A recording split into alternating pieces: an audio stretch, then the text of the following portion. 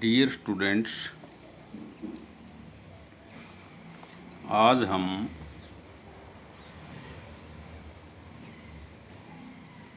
HCF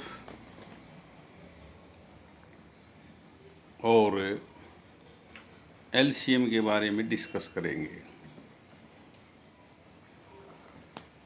जैसा कि तुम HCF और LCM के बारे में बहुत छोटी क्लासेज से पढ़ते आ रहे हो, आज हम HCF व LCM के बारे में अन्य जानकारी प्राप्त करेंगे। HCF ये शॉर्ट फॉर्म है। अगर हम इसकी फुल फॉर्म बनाएं तो ये होगा हाईएस्ट, H से हाईएस्ट, और C से होगा कॉमन, और F से होगा फैक्टर। तो HCF का जो मतलब होगा वो होगा हाईएस्ट कॉमन फैक्टर, जिसको हम हिंदी के अंदर महत्तम समापवर्तक बोलते हैं। हाईएस्ट का मतलब होता है बड़े से बड़ा, मतलब महत्तम, बड़े से बड़ा, और कॉमन का मतलब समान, और फैक्टर का मतलब होता है गुणनखंड। अब देखो, ये जो हाईएस्ट कॉमन जो फैक्टर है, जिसको हम हिंदी में महत्तम समापवर्तक कहेंगे। अब देखो, इस समापवर्तक के हम दो भाग करेंगे, सम प्लस अपवर्तक। अपवर्तक का जो दूसरा नाम होता है गुणनखंड।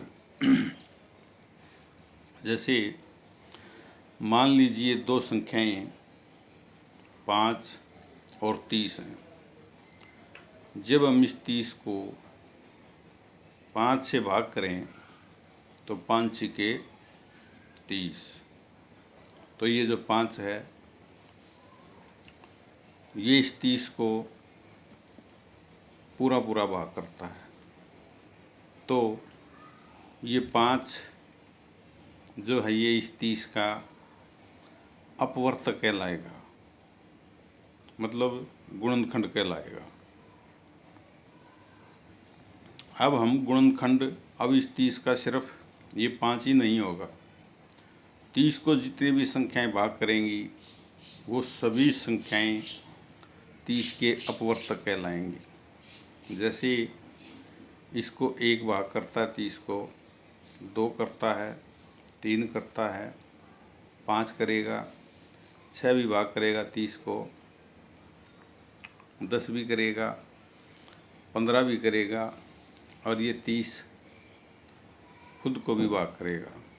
तो ये सभी संख्याएं इस 30 के अपवर्तक कहलाएंगी, मतलब गुणनखंड कहलाएंगी।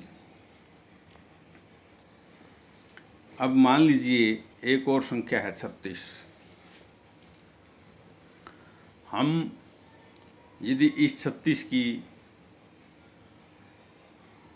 के लिए इसके सभी गुणनखंड लिखें, जैसे ये 36 किस किस से भाग होता है, ये 36 1 से भाग होता है, 2 से भाग होता है, 3 से, 4 से, 6 से, 9 से भाग होता है, 12 से, 36 से। तो ये जितनी संख्याएं हैं, ये सारी संख्याएं इस 36 के अपवर्तक कहलाएंगी, मतलब गुणनखंड कहलाएंगी। इसी तरह से ये जो 24 है, यदि हम इसके गुणनखंड देखते हैं तो इसके 1 है, 2 है, 3 है, 4 है, 6 है, और 8 है, 12 है, 24 है। तो ये सारी संख्याएं इस 24 के गुणनखंड कहलाएंगे। 1, 2, 3, 4, 6, 8, 12, 24। ये सारी संख्याएं 24 के अपवर्तक हैं। ये सारी संख्याएं 36 के अपवर्तक हैं। सॉरी, इनमें एक संख्या 18 और आएगी, 18।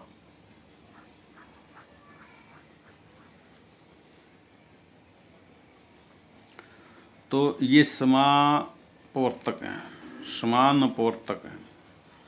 मतलब वे सभी संख्याएं, जो ये संख्याएं हैं जो 2 या 2 से अधिक संख्याओं को पूरा पूरा भाग करती हैं, यानी कि ये 2 संख्याओं में गुणनखंड हैं।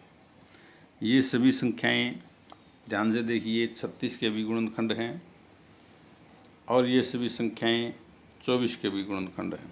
ये 1 दोनों में, 2 भी दोनों में, 3 भी दोनों में, 4 भी, ये 6 भी दोनों में है, ये 12 भी दोनों में है। तो ये सभी संख्याएं जो 1, 2, 3, 4, 6 और 12 हैं, ये इस 36 और 24 के समापवर्तक कहलाएंगे।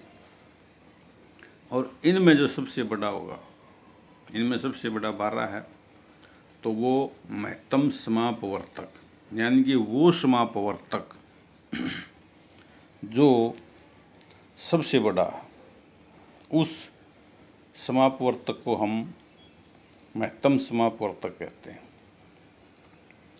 तो अब देखो, ये सभी संख्याएं गुणनखंड हैं, ये भी गुणनखंड हैं। ये जितनी संख्याएं हैं वो 36 को डिवाइड करेंगी, ये जितनी संख्याएं हैं वो 24 को डिवाइड करेंगी, ये जितनी संख्याएं यहाँ पर लिखी गई हैं ये इन दोनों को डिवाइड करेंगी। तो यू 12 इन्हीं के अंदर से है, सबसे बड़ा है, तो यू 12 इन दोनों को डिवाइड करेगा और बड़े से बड़ा है। तो महत्तम समापवर्तक क्या हुआ? वह बड़ी से बड़ी संख्या जो 2 या 2 से अधिक संख्याओं को पूरा पूरा भाग करती है, वह संख्या उन दी गई संख्याओं का महत्तम समापवर्तक कहलाती है।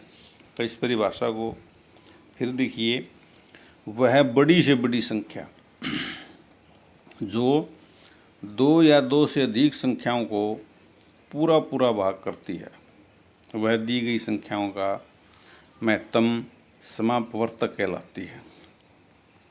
अब इसके विषय में महत्वपूर्ण तथ्य हैं। नंबर 1, जो महत्तम समापवर्तक है वो दी गई संख्याओं से या तो छोटा होता है, या दी गई जो संख्याएं होंगी और उन संख्याओं में सबसे छोटी जो संख्या होगी अधिकतम उसके बराबर हो सकता है। मतलब मान लीजिए हमारे को 2 संख्याएं दी गई हैं, जैसे ये है 36 और 24। इनका जब हम महत्तम निकाल लेंगे उसकी 2 संभावनाएं होंगी, या तो वो इन दोनों से छोटा होगा, जैसे ये 12 इन दोनों से छोटा है, या अधिकतम जो छोटी संख्या होगी उसके बराबर हो सकता है। जैसे ये है 12 और 24, अगर इसका HCF निकाल लेंगे तो वो 12 आएगा। अब ये जो 12 है ये छोटी संख्या के बराबर है। मतलब यदि हम 2 संख्याओं का महत्तम समापवर्तक निकालते हैं तो वो या तो उनसे छोटा होता है या उनमें जो सबसे छोटी संख्या होगी उसके बराबर हो सकता है।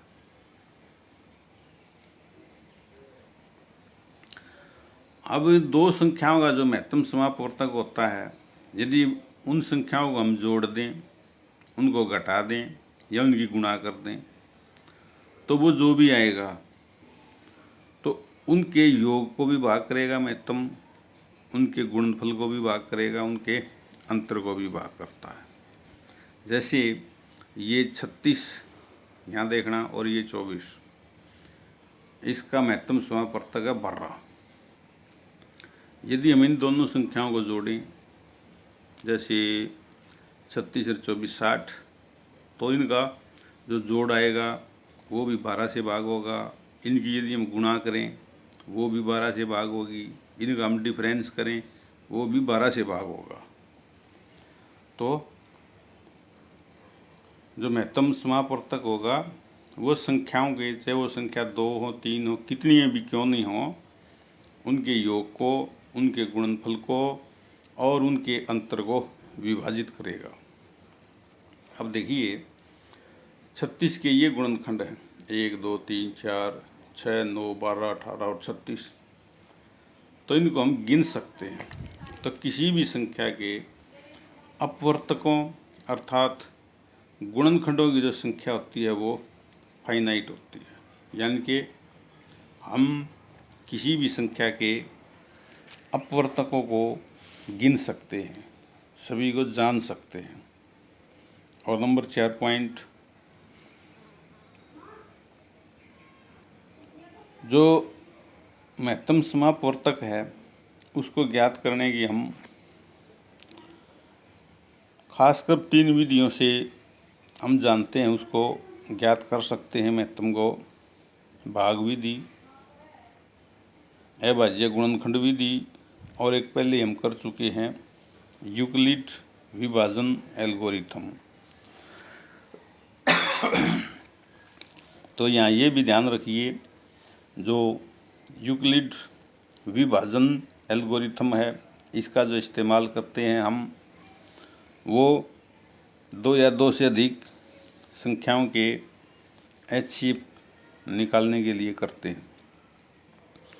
अब मान लीजिए हमारी जो दी गई संख्याएं बेशक हो नेगेटिव हो, ऋणात्मक हो, लेकिन जो महत्तम समापवर्तक होता है अगर वो संख्याएं भी ऋणात्मक हैं तो भी उनका जो मैस है होगा वो कभी भी ऋणात्मक नहीं होगा। तो महत्तम समापवर्तक सदैव धनात्मक होता है, यानी कि HCF इज ऑलवेज पॉजिटिव। ये HCF हमेशा पॉजिटिव होता है।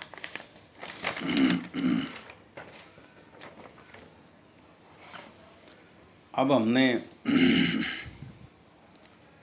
जो चीज़ पढ़ी वो था हमारा HCF। अब हम कुछ इंट्रोडक्शन LCM के बारे में करेंगे। LCM को यदि हम फुल फॉर्म में लिखें तो LCM होगा लीस्ट कॉमन मल्टीपल। L से क्या बनेगा लीस्ट, C से बनेगा कॉमन और M से बनेगा मल्टीपल। लिस्ट मतलब होता है छोटे से छोटा और कॉमन मल्टीपल का मतलब समापवर्त्य। अब देखिए महत्तम तो समापवर्तक होता है, समापवर्तक, लेकिन लघुत्तम समापवर्त्य होता है। और अपवर्त्य का जो दूसरा नाम है वो गुणज होता है। तो ये जो समापवर्त्य शब्द है इसका यदि हम संधि छेद करते हैं तो इसका संधि जो छेद होगा वो होगा सम प्लस अपवर्त्य। अपवर्त्य मतलब गुणज।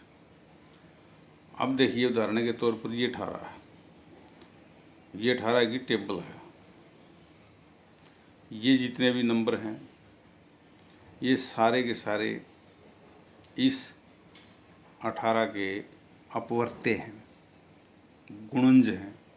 जैसे ये 12 है, ये 12 की टेबल होगी। ये सारे के सारे इस 12 के गुणज हैं, यानी कि ये 18 इन सब को डिवाइड करेगा, ये 12 भी इन सब को डिवाइड करेगा। जो इन दोनों के अंदर हो गए वो 18 और 12 के समापवर्त्य कहलाएंगे। जैसे ये 36 है, ये 36 को ये दोनों संख्याएं भाग करेंगी। जैसे ये 72 है, इस 72 को भी दोनों संख्याएं भाग करेंगी। ये 108 है, इसको भी ये दोनों संख्याएं भाग करेंगी। 144 है, इसको भी दोनों संख्याएं भाग करेंगी। अब इनमें जो सबसे छोटा होगा जो समापवर्त है, और उनमें जो छोटा होगा शब्द वो होगा लघुत्तम समापवर्त है। अब ये जैसे 18 इनको भाग करता है, 12 इनको भाग करता है, 18 और 12 इन दोनों को भाग करते हैं, तो इसी तरह से इनमें जो छोटा है वो लघुत्तम समापवर्त है। यानी कि लघुत्तम समापवर्त क्या होगा, ये वो छोटी से छोटी संख्या, अब इससे बड़ी और भी बहुत सी हो सकती हैं। अब ये 36 है, इसको 18 और 12 भाग करते हैं, 72 को भी भाग करते हैं 18 और 36, 18 और 36 इसको भी भाग करेंगे, 144 को भी भाग करेंगे। तो इनमें जो सबसे छोटी संख्या होगी वो लघुत्तम कहलाएगी। यानी कि वह छोटी से छोटी संख्या जिसको 2 या 2 से अधिक संख्याएं पूरा पूरा भाग करती हैं, वह संख्या उन दी गई संख्याओं का लघुत्तम समापवर्त कहलाती है।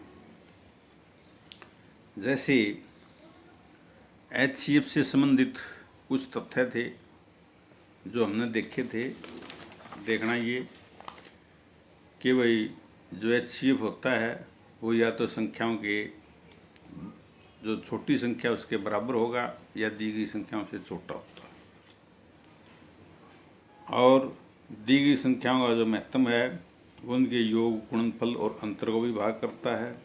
और किसी संख्या के अपवर्तकों की जो संख्या होती है वो फाइनाइट होती है। तो यहाँ हम इसी तरह से कुछ अब समापवर्तियों की संख्या इनफाइनाइट होती है।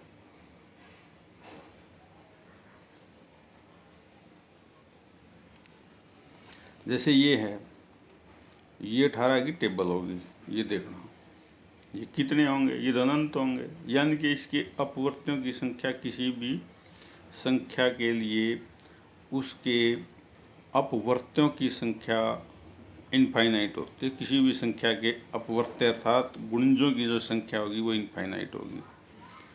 अब इसके जो ये समापवर्त्य हैं इनकी संख्या भी इनफाइनाइट होगी, ये भी इनफाइनाइट होंगे। इससे आगे जैसे यदि हम इसमें 36 और ऐड कर दें वो 180 आ जाएगा।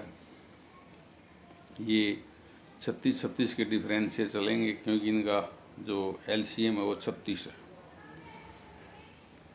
लघुत्तम जो समापवर्त्य होगा वो दी गई संख्याओं से या तो बड़ा होता है, जैसे 18 और 12 का LCM 36 वो इन दोनों से बड़ा है, या जो दी गई संख्याएं होंगी और उनमें जो सबसे बड़ी संख्या होगी उसका बराबर हो सकता है। जैसे ये है 6 और ये 12, LCM आएगा 12। अब ये 12 LCM इनमें जो बड़ी संख्या इसके बराबर है। यानी कि जो LCM होता है वो या तो दी गई संख्याओं से बड़ा होगा या दी गई जो संख्याएं हैं उनमें जो सबसे बड़ी संख्या उसके बराबर हो सकता है। अब जैसे HCF संख्याओं के योग अंतर को भाग करता है, लेकिन LCM संख्याओं के योग या अंतर को भाग नहीं करेगा। LCM सिर्फ जो संख्याओं का गुणनफल होगा, जैसे यदि हम इस 18 और 12 का गुणनफल करें, इस गुणनफल को भाग करेगा और इनके गुणनफल को भाग करने से जो नंबर आएगा वो इनका वास्तव में HCF कहलाएगा। मान लीजिए हमने 2 संख्याएं ले ली, उनका हमने निकाल लिया HCF, उनका निकाल लिया LCM। जैसे ये 12 इधर देखना और ये 18 है, इसका जो HCF है वो 6 है, LCM 36 है। तो कोई भी 2 संख्याओं का यदि हम LCM निकाल लेते हैं, HCF निकाल लेते हैं, तो वो जो HCF होता है वो उनके एलसीएम को पूरा पूरा भाग करेगा। ये जो सिर्फ नियम है ये 2 के लिए ही सत्य है। एलसीएम ज्ञात करने की प्रमुख जो विधियाँ होती हैं वो एक तो अभाज्य गुणनखंड विधि, प्राइम फैक्टराइजेशन मेथड है, एक भाग विधि होती है। तो हमने ये एलसीएम के बारे में कुछ महत्वपूर्ण तथ्य जाने।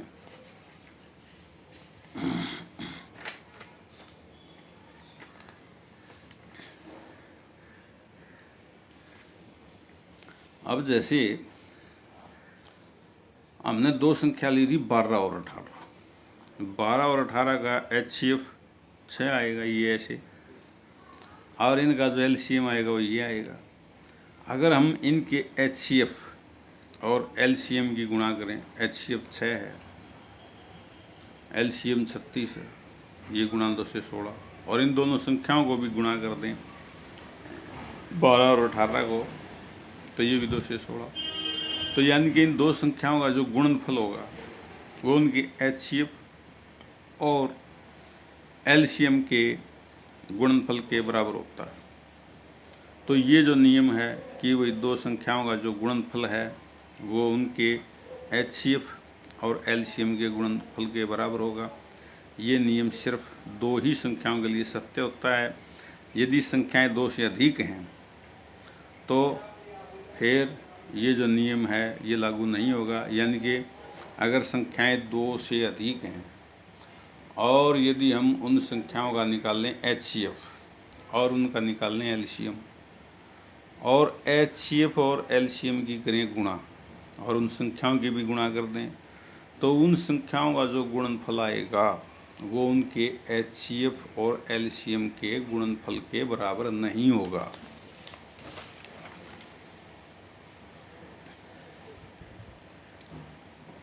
अब हम बार बार 2 शब्द सुनेंगे, गुणनखंड, और एक शब्द है अभाज्य गुणनखंड।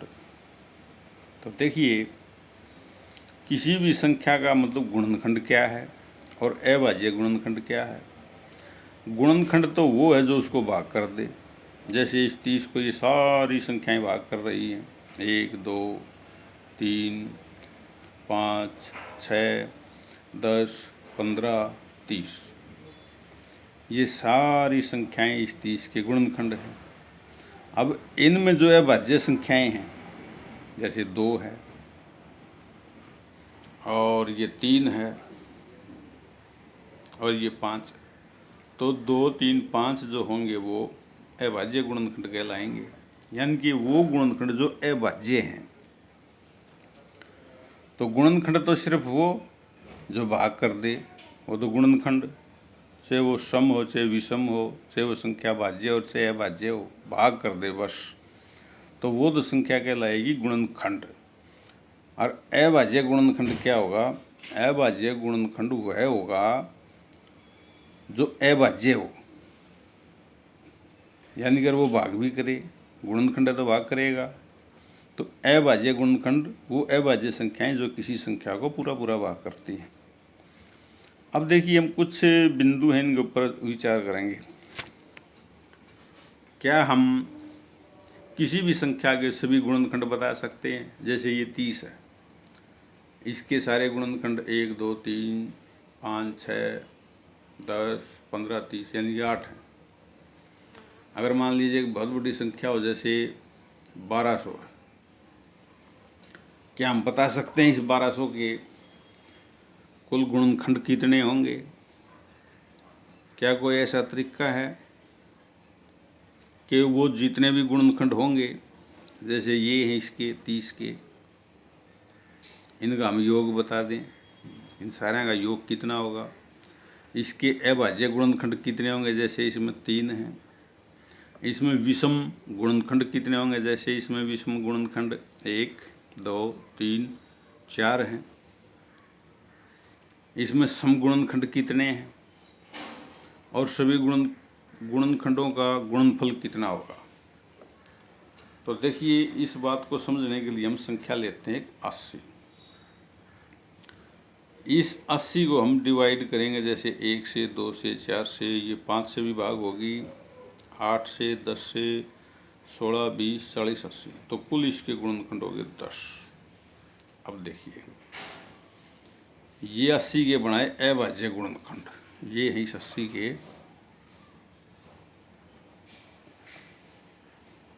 अभाज्य गुणनखंड। इस तरह से हमने ये 80 के अभाज्य गुणनखंड बना दिए और ये घातांकीय रूप में लिख दिए।